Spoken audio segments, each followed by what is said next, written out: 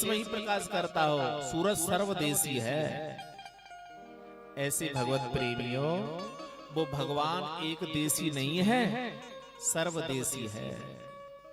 वो ईश्वर जड़ नहीं है, चेतन है। वो ईश्वर परतंत्र नहीं है, स्वतंत्र है, स्वतंत्र है। तो ऐसे ही भगवान श्री हरि की हम कथा स्वतंत्र पूर्वक सुने, जो कि बड़े बड़े ऋषियों ने, मुनियों ने, साधुओं ने, महात्माओं ने, संतों ने इस कथा का भैया पान किया है। बड़े सौभाग्य की बात है कि आज आप अपने गांव, अपने शहर, कस्बा में इस कथा का पान कर रहे हैं, जो कि हमें सारे संसार के प्रपंचों से मुक्ति दिलाती है। ये कथा हमें सद्गति देती है, जो भक्ति और ज्ञान और वैराग्य को भी बढ़ा देती है। ऐसी कथा है भैया, जिनके जीवन में अंधकार आ गया है, जो लोग अक्सर बीमार रहते हैं, जो व्यक्ति दुनिया से थक गए हैं, दुनिया की परेशानियों से परेशान हो गए हैं, अगर भैया इस श्रीमद् भागवत महापुराण के कल्प वृक्ष के नीचे आकर के इसमें विश्राम करता है, तो ये सच है कि उसको शांति मिलती है। लेकिन आज का व्यक्ति बड़ा अभागा हो गया। कैसे हो गया? एक तरफ कोई कामधेनु गाय खड़ी कर दी जाए और एक तरफ गधैया खड़ी कर दी जाए, दोनों का रंग आकार एक जैसा है, तो बताओ समझदार व्यक्ति कौन सा है? अरे समझदार व्यक्ति वही है जो कामधेनु गाय को पकड़े। लेकिन ये सच में आज का व्यक्ति ऐसा हो गया, कामधेनु गाय को छोड़ दिया है और गधैया को पकड़ लिया है। बस यही विडंबना हो गई है। आज का व्यक्ति पारसमणि को छोड़ देता है और कांच के टुकड़ों की तरफ दौड़ रहा है। पारसमणि को छोड़ दिया है। तो ये कथा पारसमणि है,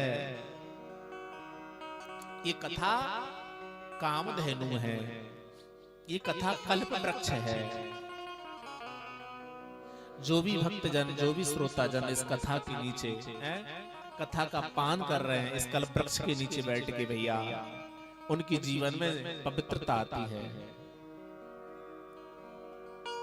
इसी पवित्रता, इसी कथा का पान करने के लिए सनक, सनंदन, सनातन, सनत कुमार 4 ब्रह्म ऋषियों के पास में नारद जी ने इस कथा को सुना था। एक बार क्या हुआ, यही नारद जी सारे तीर्थों में गए, सारे तीर्थों की परिक्रमा करी, लेकिन उनको शांति नहीं मिली। वही नारद जी जब बद्रिकाश्रम में आए तो वहां पर सनक, सनंदन, सनातन, सनत कुमार 4 ऋषियों का दर्शन किया। बद्रिकाश्रम में जब वो आए, नारद जी ने, उन्होंने एक अपने जीवन में घटना और देखी। वो क्या घटना थी? वही नारद पुष्कर गए, प्रयाग गए, काशी गए, हरिद्वार गए, सेतुबंध, रामेश्वर गए, सबकी यात्रा करी। आखिर में वही नारद जी जब वृंदावन की तलहटी में आए तो वहां पर उन्होंने एक कौतक देखा। वो कौतक क्या था? एक स्त्री रो रही है और वहां पर 2 पुरुष मूर्छित पड़े हैं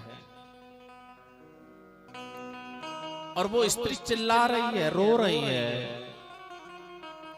कोई मेरी सहायता करो, मेरी सहायता करो। लेकिन कौन सुने?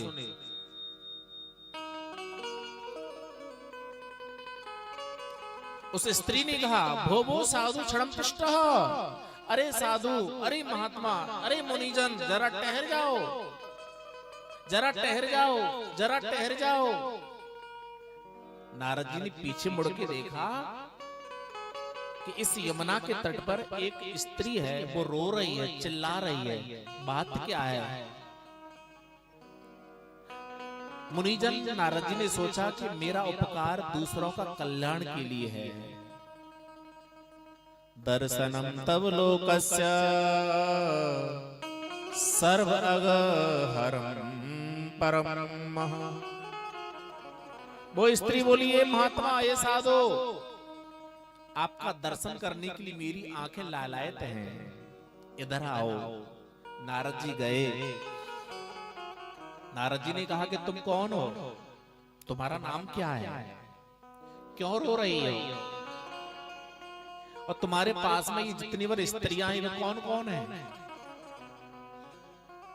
रोती बिलकती हुई उस स्त्री ने कहा कि हे साधु, हे महात्मा, हे मुनि, मेरा नाम तो भक्ति है।